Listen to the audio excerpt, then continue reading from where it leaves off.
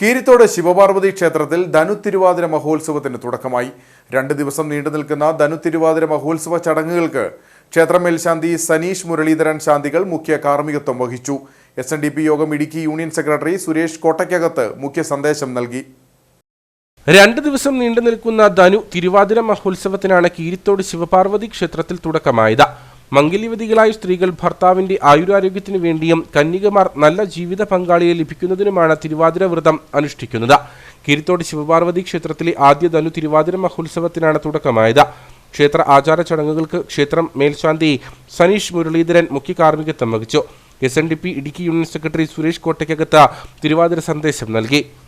നമ്മുടെ ജീവിതത്തിന്റെ പരമമായ ലക്ഷ്യം എന്ന് പറയുന്നത് സുഖവും സന്തോഷവും. ശ്രീനാരായണ ഗുരുദേവന്റെ തൃക്കരങ്ങൾ കൊണ്ട് ലോകത്ത് സമർപ്പിച്ചിട്ടുള്ള പ്രാർത്ഥനയിൽ ഇതിന്റെ സമർപ്പണം എങ്ങനെയെങ്കിലും ജീവിച്ച് അവസാനിപ്പിക്കണമെന്നല്ല. ആഴണം വാഴണം നിത്യം, വാഴണം വാഴണം സുഖം. സുഖത്തോടും സന്തോഷത്തോടും ഒരായുസ് മുതൽ സുഖത്തോടും സന്തോഷത്തോടും ജീവിക്കുവാൻ എനിക്ക് സാധിക്കണം എന്നാണ് ഭഗവാൻ പ്രാർത്ഥിക്കുവാൻ പഠിപ്പിച്ചത്. ആ സുഖത്തിന്റെയും സന്തോഷത്തിന്റെയും സംതൃപ്തിയുടെയും പ്രാരംഭമാവട്ടെ ഈ തിരുനടയിൽ നടക്കുന്ന ഈ മംഗളകർമ്മം.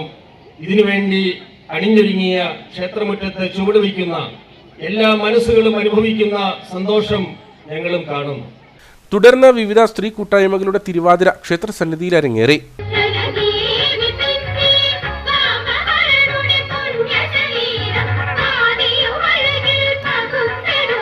ക്ഷേത്രം പ്രസിഡന്റ് സന്തോഷ് കടമാനത്ത്, സെക്രട്ടറി നിഖിൽ പുഷ്പരാജ്, വനിതാ സംഘം president Praveena Pramod, secretary Ramya Aneesh, youth movement ഭാരവാഹികളായ ജിയേഷ് അരിപ്പാറ, സുനിഷ് വാഴമേൽപ്പുറത്ത് എന്നിവർ നേതൃത്വം നൽകി.